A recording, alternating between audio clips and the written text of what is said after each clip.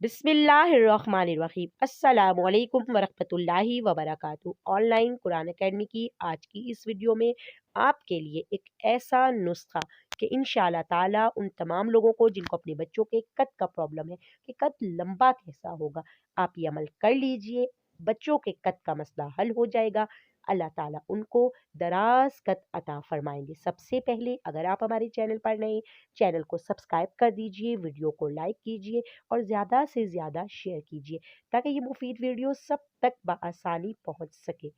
अब आपने करना क्या है कि 11 खजूरें आपने रात को पानी में भिगोकर रख देनी है।